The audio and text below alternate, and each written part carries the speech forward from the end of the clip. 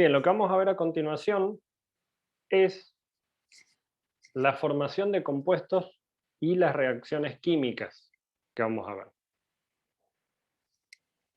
Para esas reacciones químicas nosotros vamos a hacer primero una diferencia entre reacción y ecuación química. Vamos a hablar un poco del número de oxidación, que ya lo han visto en el pre.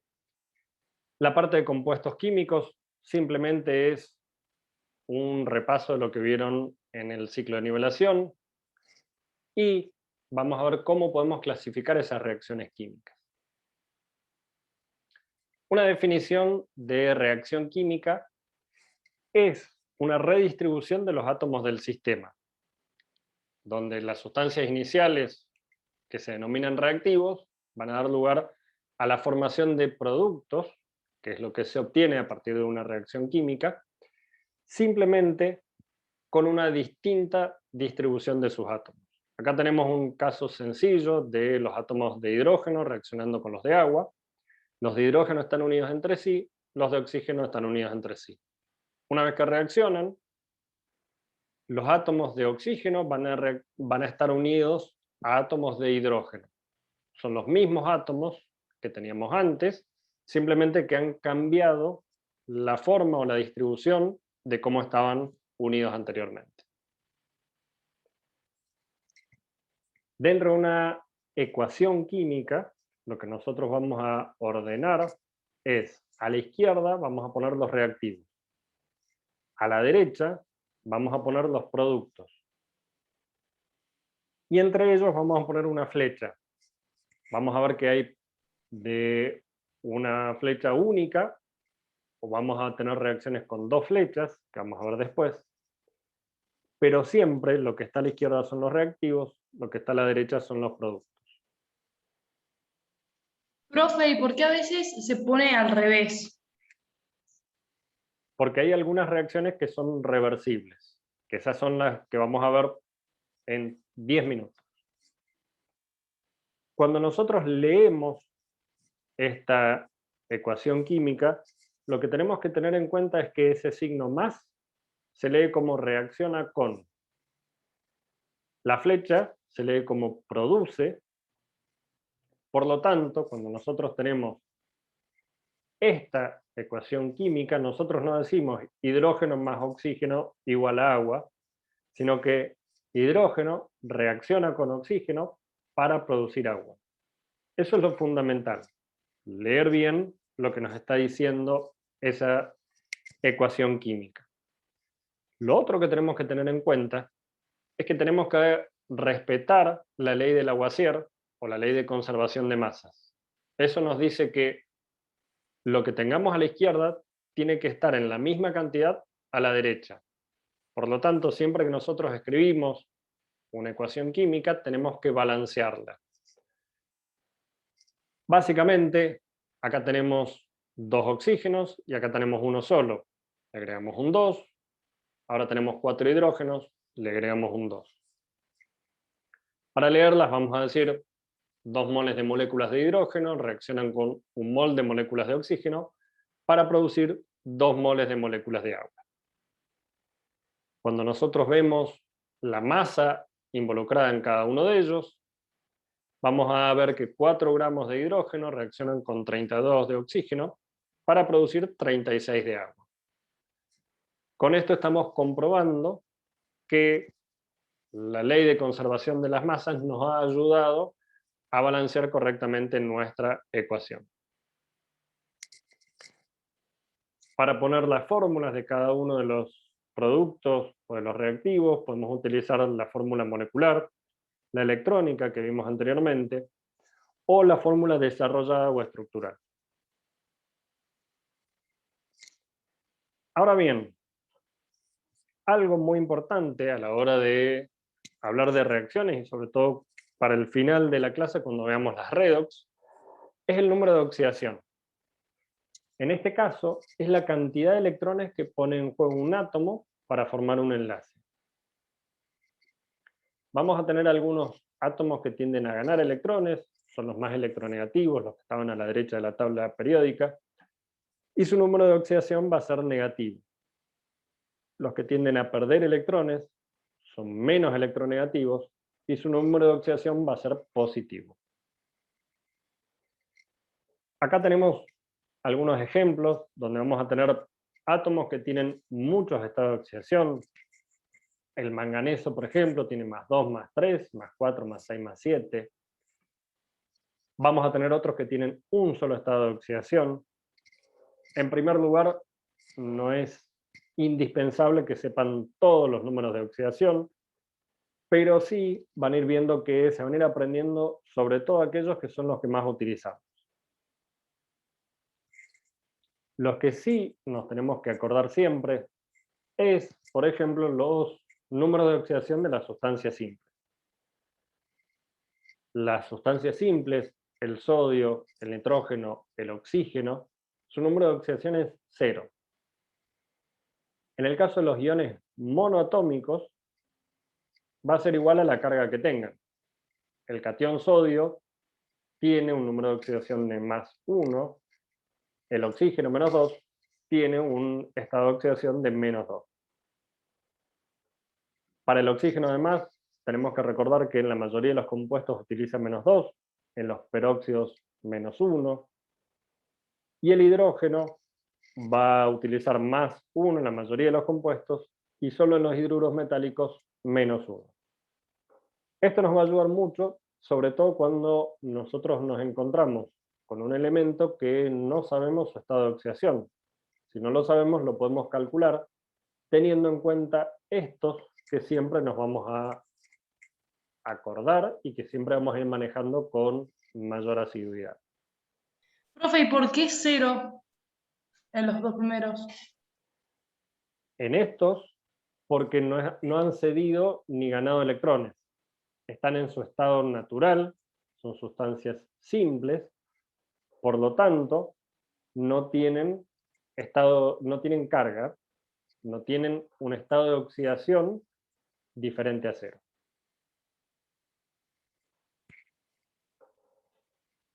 En el caso de los compuestos que nosotros vamos a ir viendo, vamos a ver algunos que son eléctricamente neutros, por lo tanto su número de oxidación es 0, y en los iones poliatómicos es la suma algebraica de cada uno de ellos.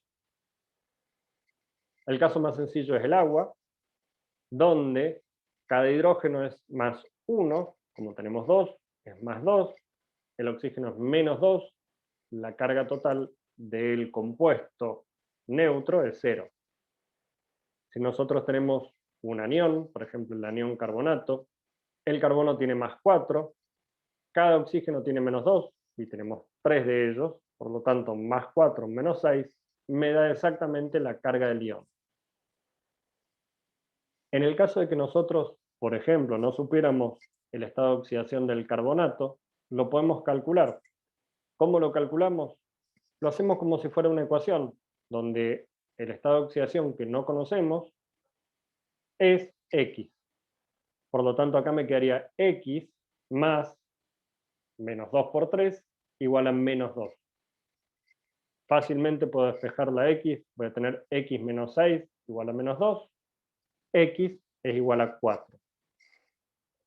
Eso lo puedo hacer con cada uno de los elementos que o bien yo no sepa cuál es su estado de oxidación, o que no sepa con qué estado de oxidación está actuando en cada una de las moléculas que vamos a tener a continuación. Ahora bien, recién dijimos que las reacciones químicas eran una redistribución de los elementos. Estas pueden ocurrir en cualquier tipo de medios, líquidos, sólidos, gaseosos, y también pueden ir acompañadas de cambios físicos, cambios en las propiedades físicas, cuando nosotros pasamos de reactivos a productos. Se pueden producir gases o sólidos y formar un precipitado, puede haber cambio de color, puede haber desprendimiento o absorción de calor, entre otros cambios que vamos a ir viendo a medida que avancemos con la materia.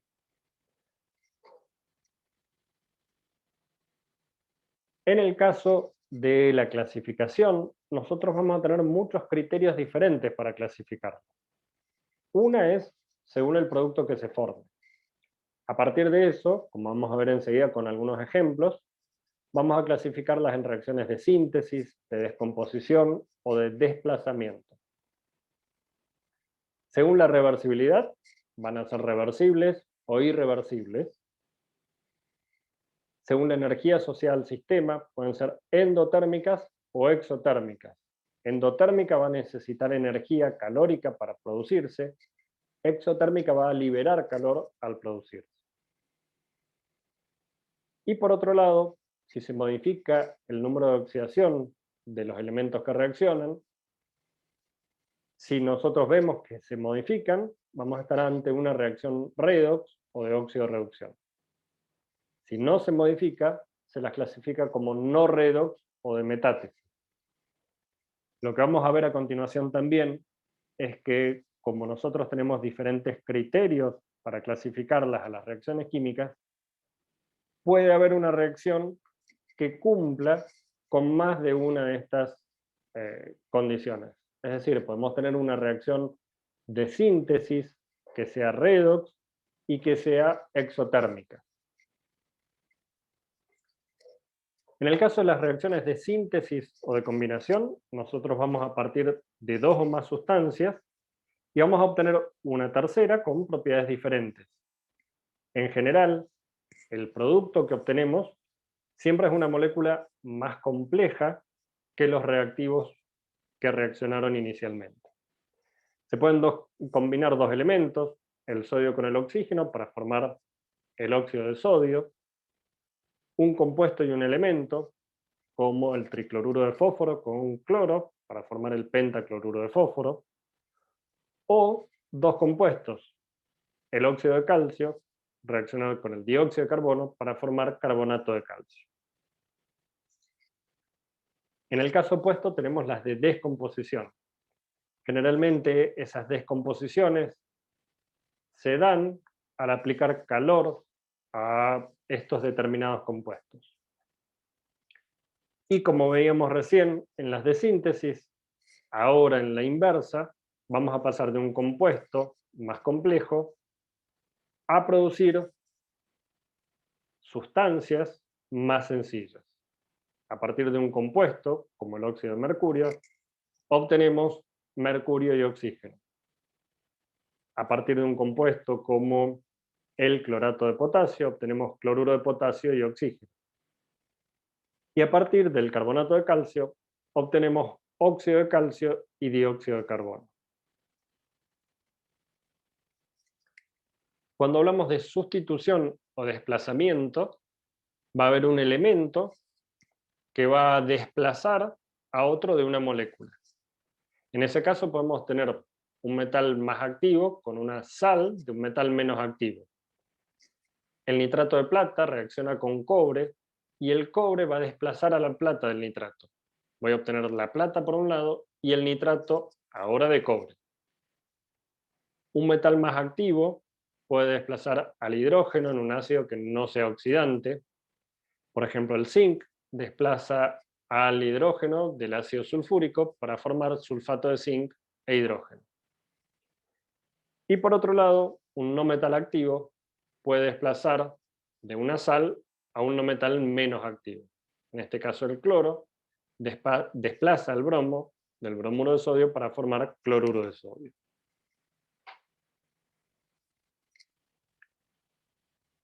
Otro tipo de reacciones son las reacciones en las cuales obtenemos un producto sólido. Ese producto insoluble va a precipitar cuando está formándose en una solución.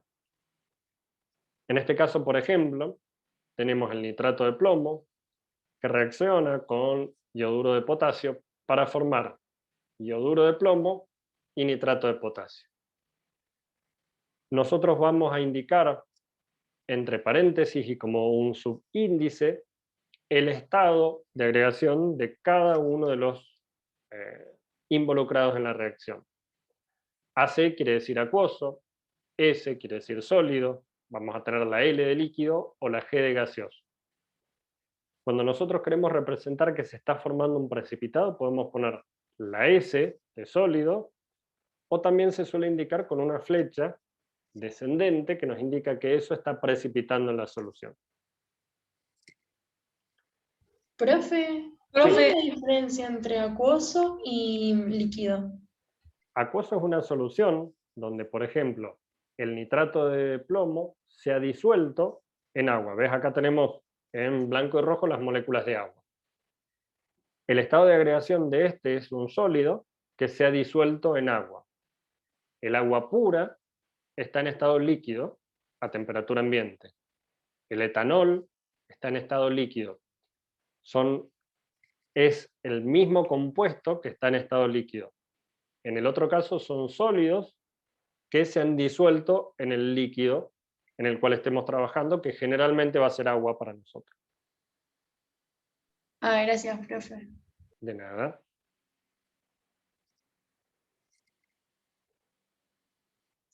En este caso, esta reacción es de metátesis, no hay cambios en el estado de oxidación de los participantes.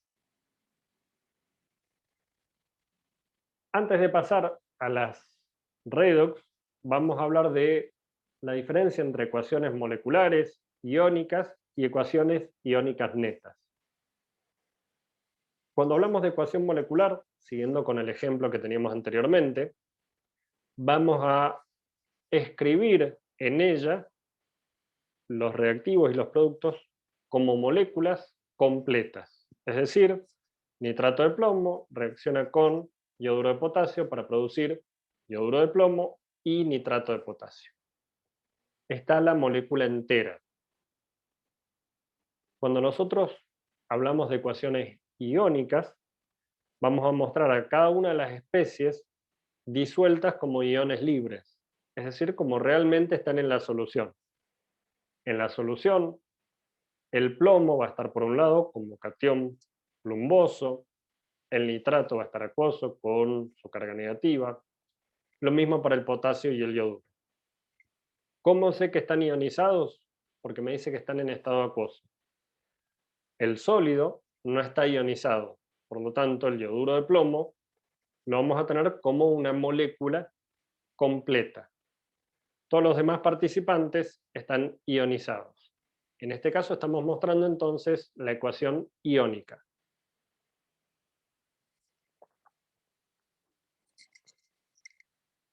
En esta ecuación iónica lo que podemos ver es que el potasio y el nitrato no están reaccionando. Yo tengo nitrato acá solo, nitrato acá solo. Potasio, potasio. En el caso del plomo, yo tengo plomo acuoso, yoduro acuoso, y después de la reacción yo tengo yoduro de plomo. Ha cambiado el estado en el que estaban el plomo y el yoduro cuando pasamos de reactivos a productos. Los que no cambiaron son el nitrato y el potasio. Esos se denominan iones espectadores. No participan activamente en la reacción, pero tienen que estar, porque yo cuando pongo mis reactivos estoy poniendo nitrato de potasio. Cuando yo elimino esos iones espectadores y solamente escribo las especies que participan en la reacción, voy a estar escribiendo mi ecuación iónica neta. Yo lo único que estoy escribiendo en este caso es los que están reaccionando. El plomo, el yoduro y el yoduro de plomo. Esa es la diferencia entre ecuación molecular, iónica y ecuación iónica neta. Profe, Sí, ¿puede explicar otra vez lo de los iones espectadores que no entendí muy bien? bien. Cuando nosotros ponemos a reaccionar sustancias, hay algunas partes de esa sustancia, una parte de la molécula que va a estar activamente formando parte de la reacción. Si vos te fijás en la ecuación iónica, vos entre los reactivos tenés nitrato, entre los productos tenés nitrato. Ese nitrato no cambió, sigue siendo el mismo, está en estado acuoso en los dos. Cuando analizás el potasio, tenés potasio acuoso entre los reactivos y potasio acuoso entre los productos. Si nos fijamos solamente en esos dos, podemos decir que no les pasó nada, que no reaccionaron, porque están exactamente igual, como vos los pusiste, a como vos los obtuviste. No hay ningún cambio en esas moléculas. Por el otro lado tenés el plomo y el yoduro. el plomo, cuando está formando parte de los reactivos, está como catión plomo acuoso. El yodo está como yoduro acuoso. Pero cuando vos ves los productos, ha cambiado. Ya no tenés más el yoduro por un lado y el plomo por el otro, sino que ahora tenés un compuesto, el yoduro de plomo, y es el que se ha formado, el que es diferente a los demás. Por eso, esos iones que no están formando parte de la reacción, que vos antes de la reacción o después de la reacción los tenés exactamente en la misma forma, son los que se denominan iones espectadores. Los que tienen que estar, pero que no participan de la reacción. No hay un cambio químico en esos iones. Perfecto, gracias. De nada. Por otro lado, vamos a tener las reacciones de neutralización ácido-base. En este caso, va a reaccionar un ácido con una base para formar una sal más agua. Este tipo de reacciones también las vieron en el PRE y eran las ecuaciones que nosotros utilizamos para la formación de sales. Nuevamente, vamos a tener un ácido que reacciona con una base para formar la sal más agua. Acá podemos ver que el agua que se forma es agua líquida. Y vamos a tener distintos tipos de neutralizaciones, con hidrácidos u oxoácidos, que reaccionan con hidróxidos o con bases como el amoníaco. Profe, Sí, ¿eso nos lo van a pedir colocar el estado en el que está la sustancia o no? generalmente eso se lo damos nosotros como dato para que ustedes tengan en cuenta qué es lo que está sucediendo. ¿Sí? Sobre todo Gracias. cuando estemos analizando cambios de estados, producciones de gases, dependiendo de las condiciones, van a haber un montón de variables que acompañan a las reacciones que pueden hacértelas cambiar mucho en función de si está en estado líquido o en estado acuoso. Pero esos datos se los vamos a dar nosotros, no lo tienen que saber ustedes de antemano. Excepto que el enunciado te lo diga. Si yo te digo que disuelvo hidróxido de sodio en agua y lo hago reaccionar con una solución de ácido clorhídrico, yo ahí ya te estoy diciendo que los dos están en estado acuoso. Gracias, profe. De nada. Ahora vamos a pasar a las reacciones de óxido-reducción. Estas reacciones son las que suelen complicar un poquito más la parte tanto del balance de las reacciones como las estequiometrías que podemos hacer después a partir de estas reacciones. En estas reacciones va a haber una transferencia neta de electrones. Cuando hablamos de esa transferencia de electrones, estamos hablando de que los reactivos, cuando pasen a formar los productos, van a sufrir un cambio en el número de oxidación. Es decir, va a haber elementos que cuando están formando parte de los reactivos tienen un estado de oxidación y cuando pasen a formar productos tienen otro estado de oxidación, otro número de oxidación. Siempre se van a dar de a pares, es decir, alguien pierde electrones, alguien tiene que ganar electrones. No van a quedar los electrones flotando en la solución, sino que cuando alguien los pierde, se dice que se oxida ese elemento, y siempre como contraparte va a haber alguien que gane esos electrones y es el que se reduce. Como el que pierde los electrones se los da al que los gana, el que los gana es el que se reduce, a este que pierde los electrones se lo denomina agente reductor, porque hace que otro se reduzca. A su vez, el que gana electrones le está sacando electrones a alguien y hace que se oxide. Por lo tanto, este que se reduce es nuestro agente oxidante. Ese juego de palabras suele confundir un poquito al principio, pero lo que yo les aconsejo desde ya es que cada vez que hagan una reacción redox, agreguen, aunque no se los pida el enunciado, cuál es el que se está oxidando, cuál es el que se reduce y cuál es el agente oxidante y el reductor en cada caso. Profe, pero una pregunta, el que gana electrones entonces se reduce, Claro. ¿pero por qué se reduce? En realidad es una nomenclatura que viene desde los principios del descubrimiento de las reacciones redox. Normalmente, las que primero se conocieron eran las que involucraban oxígeno, y el que perdía electrones era el que se unía a oxígeno, y por eso ya se puso desde el principio que se oxidaba, y el otro era el que se reducía. No es que se reduzca en cuanto a la cantidad, sino que simplemente se reduce. No es que se agote, no es que se acabe. Claro, porque me parecía raro por lo que al ganar electrones no entendía por qué se reducía, pero es como una forma de decir, por así decir. Claro, si vos querés verlo con alguna explicación un poco más lógica, el que se reduce va a reducir su número de oxidación. Al ganar electrones, si antes eran más 5, si gana 2 electrones, ahora es más 3. Reduce su número de oxidación.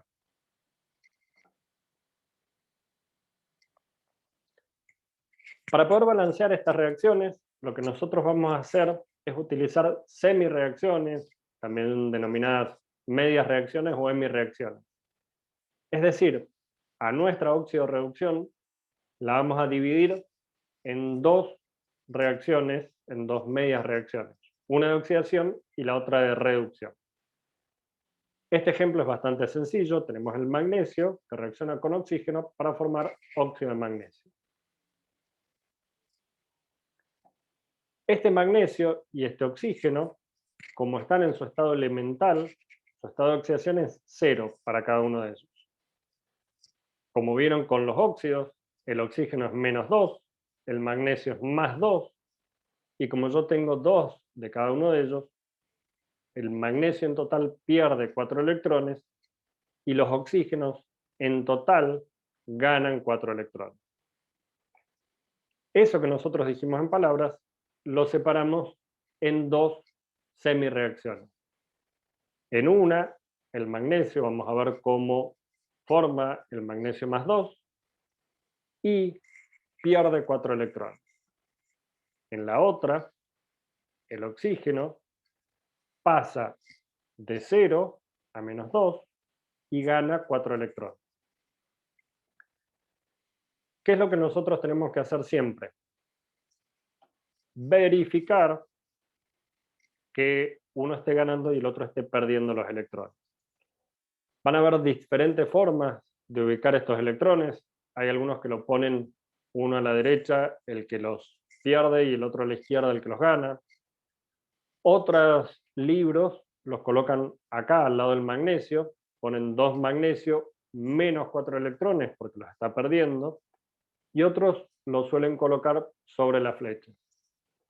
De las tres opciones, a mí me parece esta la más sencilla, sobre todo porque acá yo estoy viendo que pierde 4 electrones y acá estoy viendo que gana 4 electrones.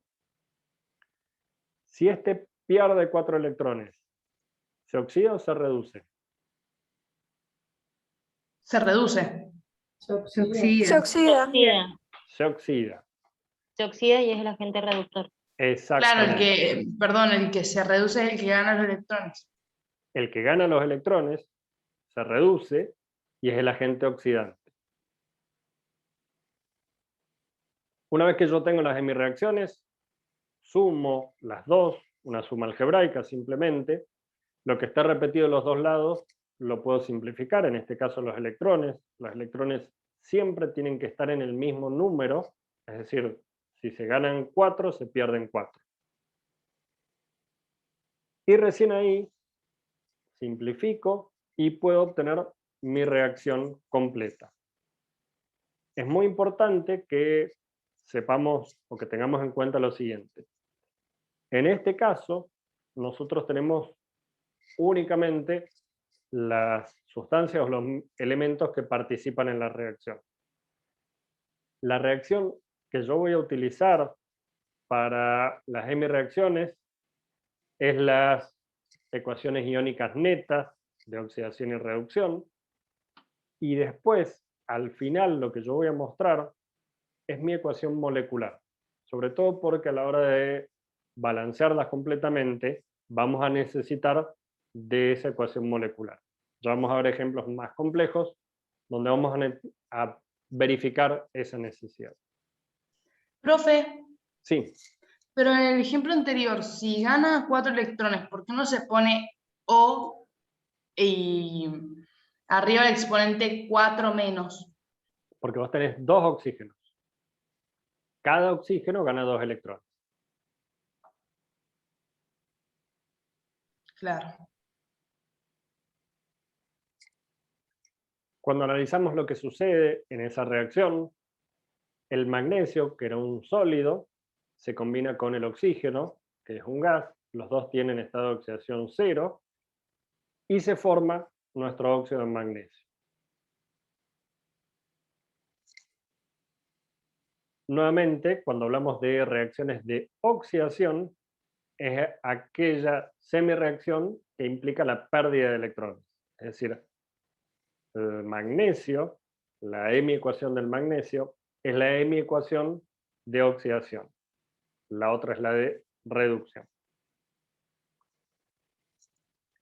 El magnesio se oxida, por lo tanto es mi agente reductor. Se oxida el magnesio y hace que se reduzca el oxígeno. Por eso funciona como agente reductor. El oxígeno se reduce y hace que se oxide el magnesio. Es mi agente oxidante. Dentro de las reacciones redox vamos a tener de distintos tipos. También vamos a tener de combinación, como la que vimos recién, donde se combinan sustancias más simples para formar sustancias más complejas. En cada uno de estos ejemplos están los estados de oxidación para que vean además que están cambiando esos estados de oxidación. Lo que les voy a pedir después a ustedes es que cada uno en su casa haga las hemireacciones de estos ejemplos, reconozca cuántos electrones ganan o pierden y le agregue si es la hemireacción de oxidación, la de reducción, agente oxidante o agente reductor. También vamos a tener redox de descomposición. De la misma forma que las anteriores, una sustancia más compleja se descompone en dos más simples. Y acá tenemos dos de los ejemplos que habíamos visto antes. El óxido de mercurio y el clorato de potasio. En este caso, vamos a tener dos ejemplos diferentes. En uno de ellos, solo tenemos los elementos que se están oxidando y reduciendo. En el otro, vamos a tener el cloro, que cambia su estado de oxidación, el oxígeno, que cambia su estado de oxidación, y el potasio, que no está cambiando. Identificarlos rápidamente nos va a facilitar la resolución de esas reacciones. Las reacciones de combustión también son ejemplos de reacciones redox, donde una sustancia se va a combinar con oxígeno para producir dióxido de carbono y agua, dióxido de carbono en el caso de que sea una combustión completa, y se produce una llama. También vamos a tener reacciones de desplazamiento. En este caso, por ejemplo, puede haber un desplazamiento del hidrógeno. Los metales alcalinos y algunos alcalinos térreos pueden desplazar al hidrógeno que está formando parte del agua directamente. En este caso, por ejemplo, el calcio reacciona con agua para formar hidróxido de calcio y, por otro lado, el hidrógeno gaseoso. Fíjense que este hidrógeno que está acá, cuando está formando parte del hidróxido, no cambia su estado de oxidación, el oxígeno tampoco, cambia el calcio, que pasa de 0 a más 2, y una parte del hidrógeno que pasa de más 1 a 0. Hay otros metales que no van a poder desplazar al hidrógeno del agua, pero sí de ácidos como el ácido clorhídrico. De vuelta, un metal desplaza el hidrógeno, se une con su anión y el hidrógeno pasa a ser gaseoso. También va a haber desplazamientos entre metales. Los metales más activos desplazan a los metales menos activos. El que antes estaba como metal libre, ahora se une al anión y el otro, el desplazado, queda como metal libre. ¿Cómo voy a saber quién desplaza a quién? Por ahora nosotros vamos a utilizar esta tabla que está a la derecha. En Química General 2 vamos a entender cuál es la explicación de este ordenamiento. Básicamente nos da este ordenamiento las energías asociadas al sistema. Cuando nosotros veamos las energías que se producen en estas reacciones, vamos a poder explicar esta tabla. Lo que necesitamos ahora es ver que el oro es el metal menos reactivo y el litio es el más reactivo. ¿Qué quiere decir esto? Que el de más arriba siempre desplaza al de más abajo.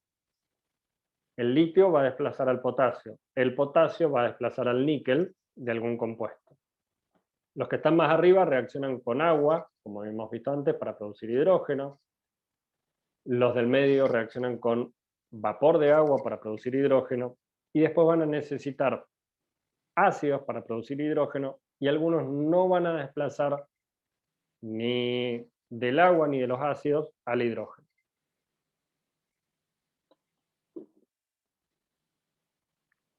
Los halógenos también se pueden desplazar entre sí. El flúor es el más activo y por ende va a desplazar a todos los demás halógenos.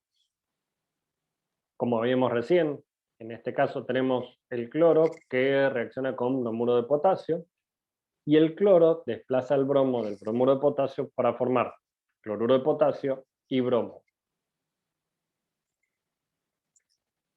Y una reacción muy importante de las redox es la desproporción.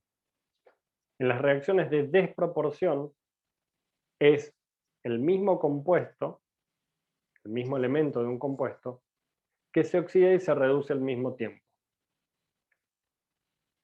Para ello lo que sí o sí va a necesitar es al menos 3 estados de oxidación. Y para poder hacer este tipo de reacciones va a partir de un estado de oxidación intermedio. Por ejemplo, en el peróxido de hidrógeno, el oxígeno está con -1. En su reacción de desproporción se oxida y se reduce y forma agua, donde el oxígeno está con -2, y oxígeno, donde está con 0.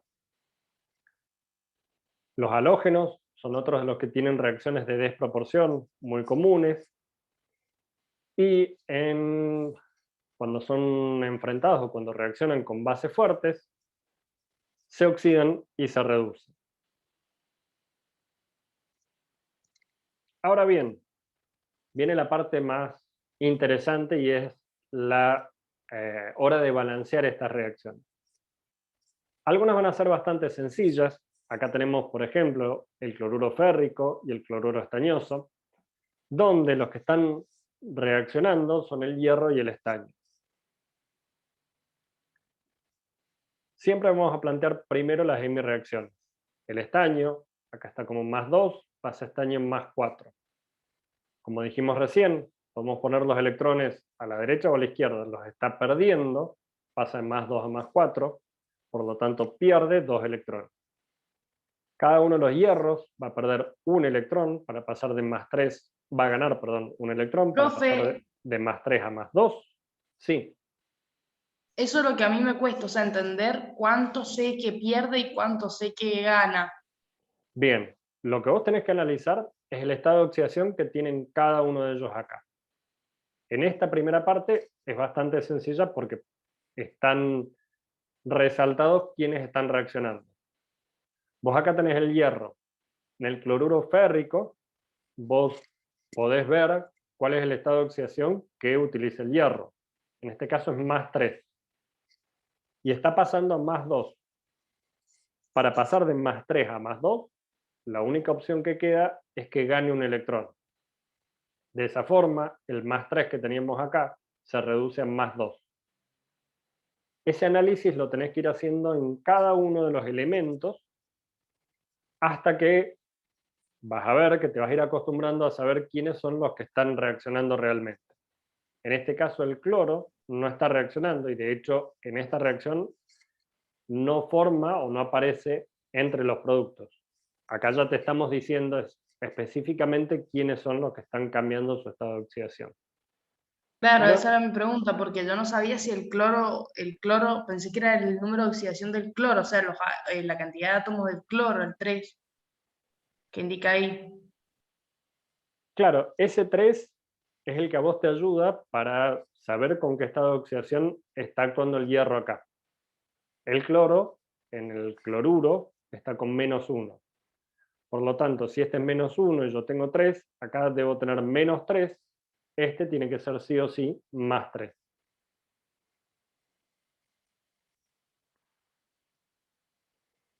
Cuando yo hago las hemireacciones, entonces, lo que tengo que asegurarme es que si este está perdiendo 2 electrones, es decir, si el estaño está perdiendo 2 electrones, el hierro tiene que aceptarlos a todos.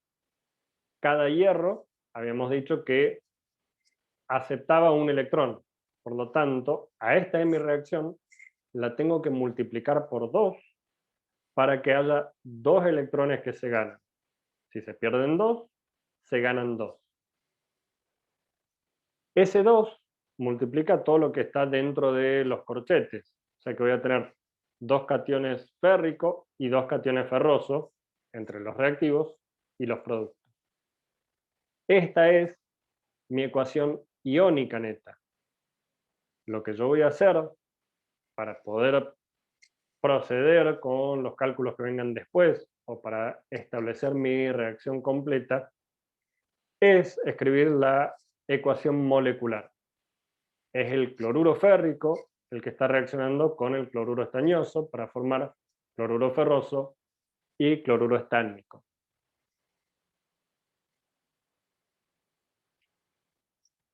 Hasta ahora vimos algunas reacciones bastante sencillas donde solo estaban las sustancias involucradas.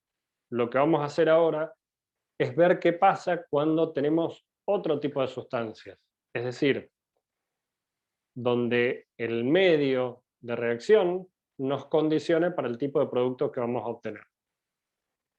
Para balancear estas reacciones vamos a utilizar el método del ion-electrón.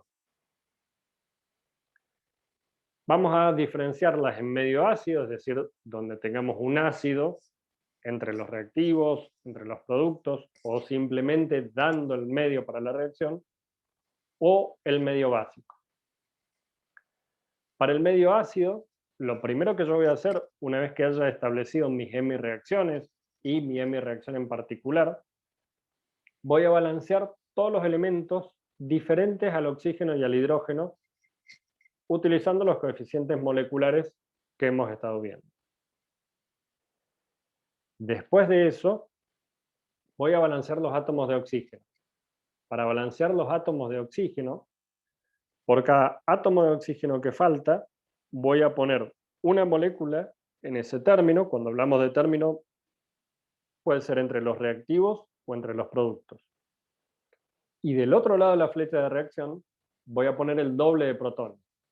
¿Por qué? Porque a mí lo que me falta es oxígeno. Cada molécula de agua es un oxígeno con 2 hidrógenos.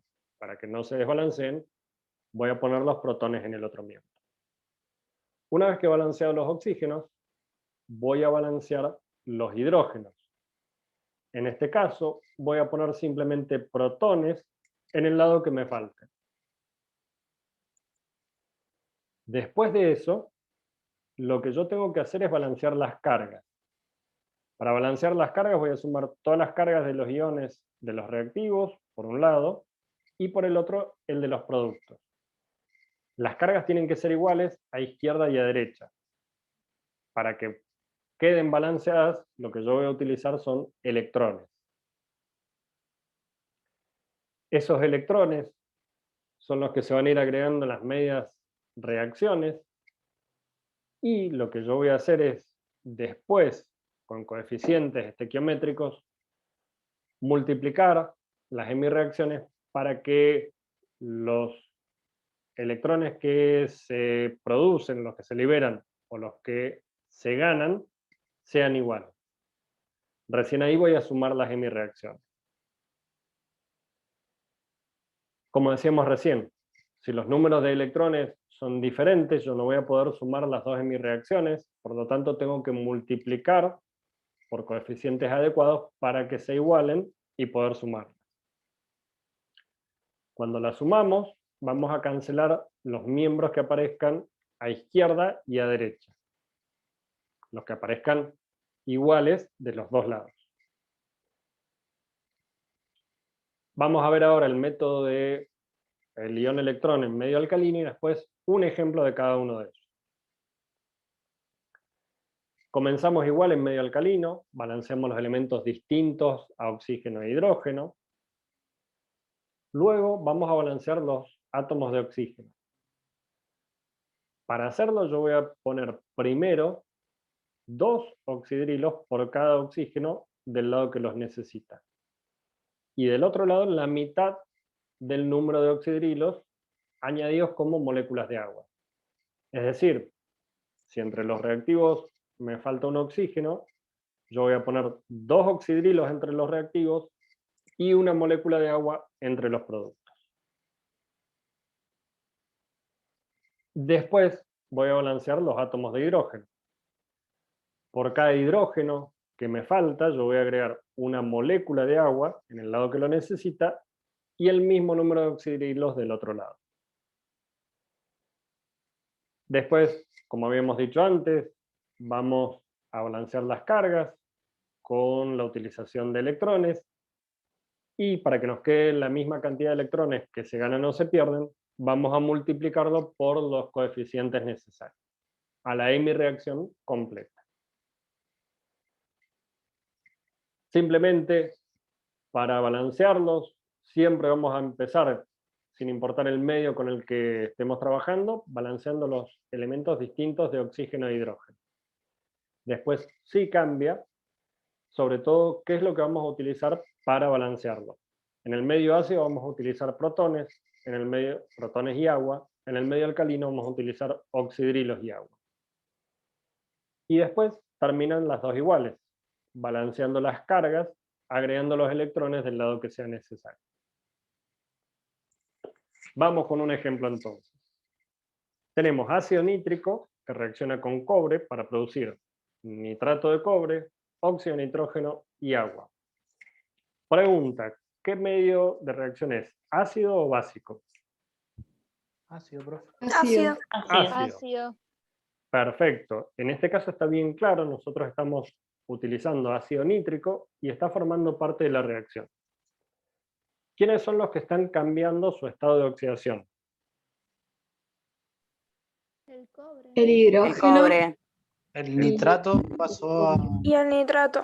al monóxido y el cobre pasó a cobre con +2. Perfecto. El cobre es uno de los que cambia su estado de oxidación y el nitrógeno, el nitrato, también cambia su estado de oxidación. Hago mis hemireacciones. El cobre, que pasa a cobre +2, el nitrato, que pasa a óxido de nitrógeno. ¿Qué es lo que yo tengo que ver? Primero voy a balancear aquello que sea distinto de oxígeno e hidrógeno. En este caso tengo un nitrógeno, un nitrógeno.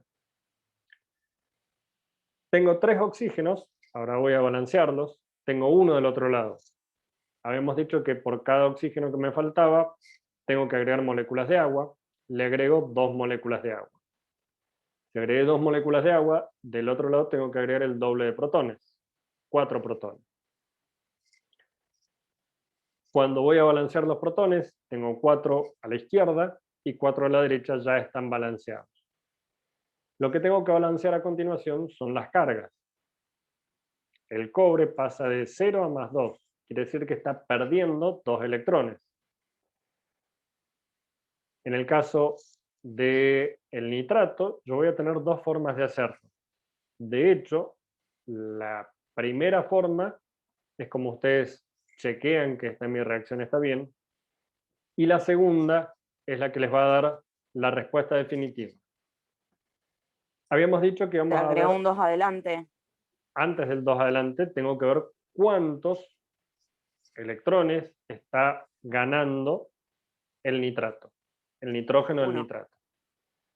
Por lo tanto, primero sumo las cargas a la izquierda. Yo a la izquierda tengo 4 positivas y una negativa. Acá tengo más 3. Y este lado tengo 0. Si acá tengo que pasar de más 3 a 0, matemáticamente lo que necesito son 3 cargas negativas. Es decir, el nitrógeno está ganando 3 electrones en esta de mi reacción. Eso es como el método del ion-electrón nos explica cómo resolverlo. Lo otro que yo puedo hacer para chequear que lo haya resuelto bien, porque me puedo haber equivocado en el número de aguas, por lo tanto me equivoco en el número de protones, es simplemente chequearlo. El nitrógeno, de este lado, entre los reactivos, está actuando con más 5. ¿Cómo lo sé? Esto es 3 por 2 menos 6, es igual a menos 1, por lo tanto el nitrógeno actúa con más 5.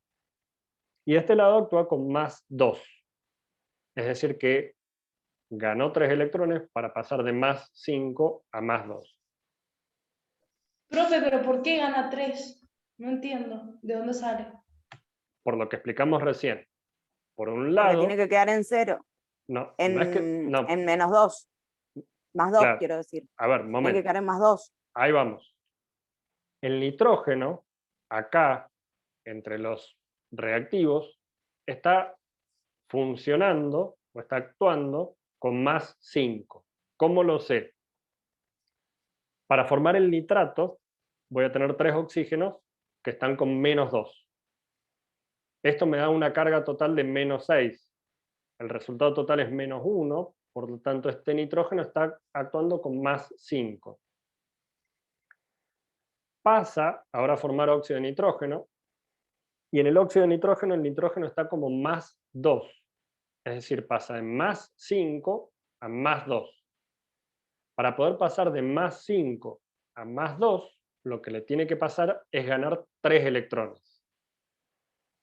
De más 5 más 3 electrones, te quedan más 2. Esa es la explicación de por qué los 3 electrones. De cómo calcularlo, recuerden que era con Claro, viene las del sumas de 5 el cargas. número de oxidación del nitrógeno. Claro, lo que vos tenés que ver es quién está cambiando y cuánto está cambiando. Pero eso lo vemos recién después que hayamos aplicado el método del ion-electrón.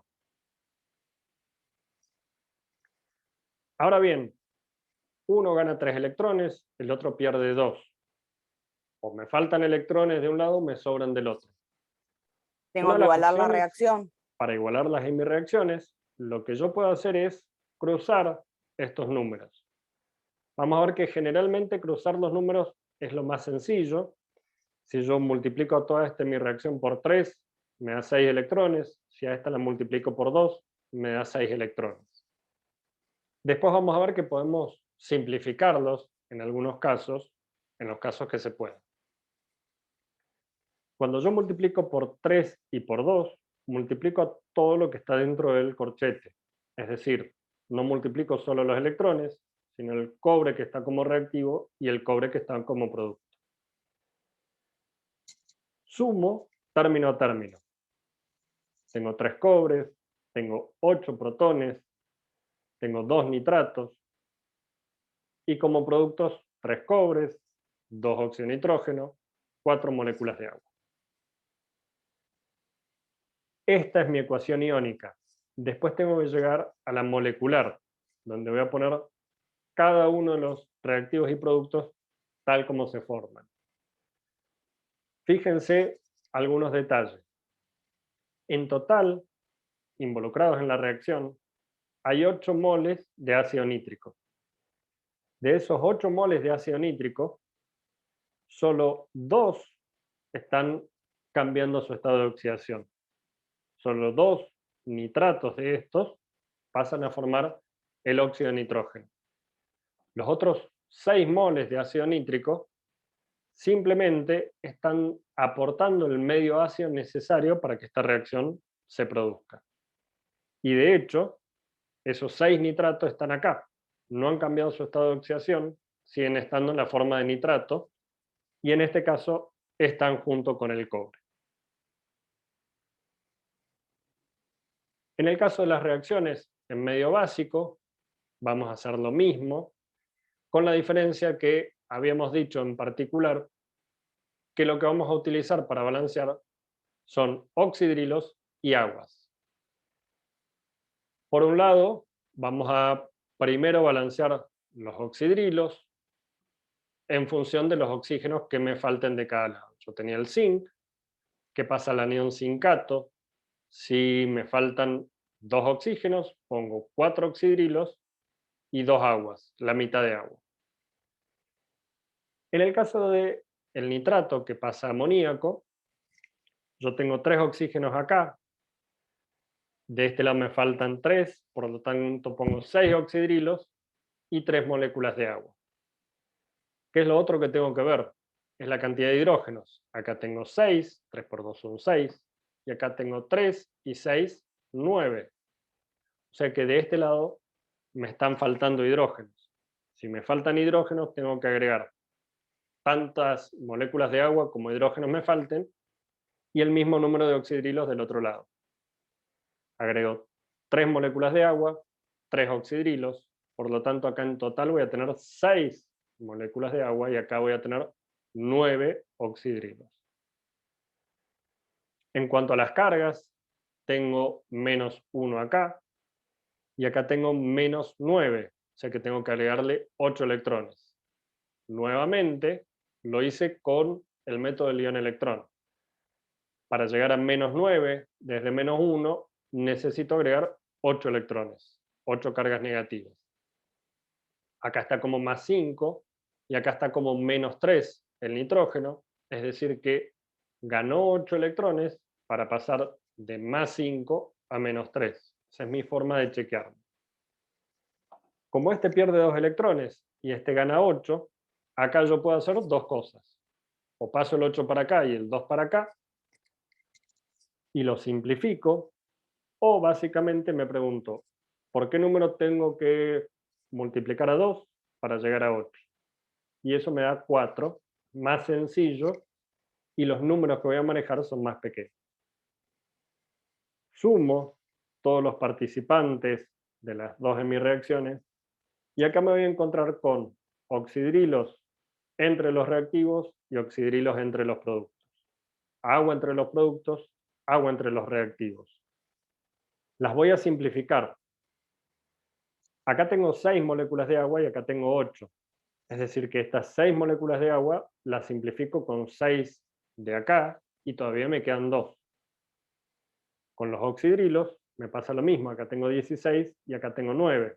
Estos 9 los simplifico con 9 de los 16 que tenía. Me quedan 7 oxidrilos y 2 moléculas de agua. Recién ahí hago la ecuación molecular.